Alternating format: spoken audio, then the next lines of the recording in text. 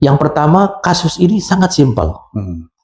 Tetapi di framing menjadi tidak simpel karena untuk kepentingan tertentu. Ya. Ya, jelas ya. Kalau kita orang hukum yang ngomong merasa orang ahli, tapi kenyataannya kasus simpel ini menjadi tidak simpel karena sengaja di framing sehingga muncullah drama-drama yang sampai sekarang membuat masyarakat bingung. Yang kedua, ini adalah perang antara kebenaran dengan pembenaran. Ya. Ya, kebenaran versus pembenaran. Ya. Yang ketiga, tidak menutup kemungkinan akan bertambahnya tersangka baru. Nah, kita semua dengarkan bahwa kalau tidak bisa dibuktikan orang yang mengatakan bahwa ijazah Pak Jokowi itu dibuat di Pramuka, ternyata tidak, maka otomatis kan masuk tersangka baru ya. Berarti delik pidana baru ya perbuatan. Jelas orang tersebut kan menyebarkan berita bohong melalui medsos ya. Kemudian yang kedua dia memfitnah, dia membuat perbuatan yang tidak menyenangkan ya. Kemudian dia menghasut orang. Ini tentunya orang bicara itu ada konsekuensi hukum yang dihadapi. Masalahnya simpel Pak Fitra ya. Kita kalau sederhananya, ijazah ini sebetulnya produk dari mana sih? Kan dari Universitas UGM. Tidak mungkin pemegang ijazah ini membuat ijazah sendiri kalau universitas yang terkait dengan ijazah itu mengatakan bahwa itu ijazahnya saya yang dikeluarkan oleh universitas saya atau bukan kan? Kalau universitasnya mengatakan itu ijazahnya betul saya keluarkan, tinggal kita buktikan apakah itu otentik atau identik. Nah, kalau orang bilang kan gampang, sederhana.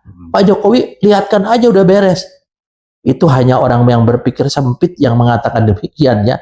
Kalau saya mindset saya udah mengatakan ijazahnya Pak Fitra palsu, mau dikasih lihat saya sejak dari pertama sampai sekarang, nggak mungkin saya percaya dong. Pasti saya akan bilang, oke, buktikan ijazah kamu itu adalah asli. Cara membuktikannya di negara kita, negara hukum, harus bikin laporan kan. Kita laporkanlah ke polisi, menjadi satu kasus. Kalau ijazah ini ternyata benar, maka atau asli, maka terhadap orang yang dituduhkan dia tidak bisa dikenakan delik apapun. Unsur pidananya tidak masuk, ya. Kemudian fakta-fakta lainnya yang untuk bisa diteruskan ke penyidikan tidak masuk, kan sangat sederhana sebetulnya.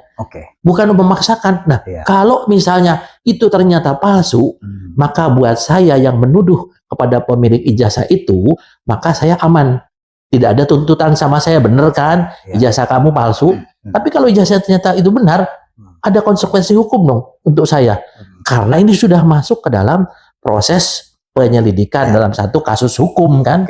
Mereka bilang nggak percaya. Kalau mereka nggak percaya nggak usah berada di republik ini. Percaya aja sama negara yang mereka percayai.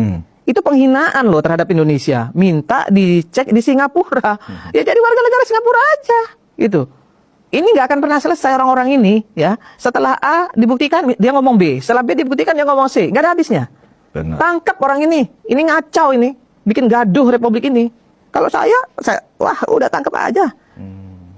Udah nggak ada urusan lagi dengan orang-orang seperti ini. Terkait bahwa tentang kenapa harus diperiksa di Singapura ini alasannya begini, karena ini bukan alasan apa-apa, ini alasan saintifik kan gitu. Artinya mereka seolah-olah menganggap saintifik atau kecanggihan lapor Bareskrim Polri ini ya kurang canggih dibanding Singapura. Padahal mantan Kabareskrim dalam salah satu talk show yang saya lihat, yang saya dengar, mengatakan bahwa justru lapor Bareskrim kita ini justru menjadi rujukan banyak negara-negara yang justru belajar di tempat kita. Gimana kayak itu, Bang? Sebenarnya Bang, satu aja masalahnya, ya kan? Mereka ini pada dasarnya adalah manusia-manusia yang menghalalkan segala cara, ya kemudian menggunakan hukum rimba, ya. Kemudian mereka ingin apa yang mereka sampaikan itu harus terjadi. Pemaksaan kehendak. Ini yang mereka lakukan.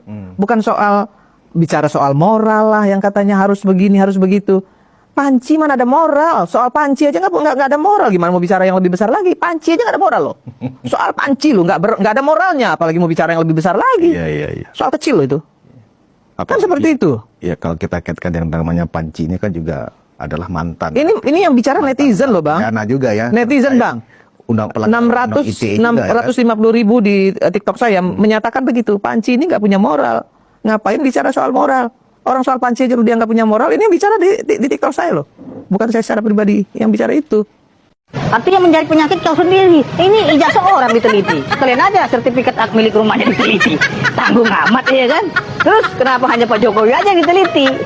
Nah sekarang kalau kau mau meneliti, kau kan contohnya seorang dokter ya. Ya telitilah organ dalam manusia. Telitilah penyakit-penyakit yang belum ada obatnya. Itu baru buat job. Tapi kalau seorang dokter meneliti meneliti ijazah orang, dia dokter. Meneliti ijazah orang. Nggak nyambung gitu loh.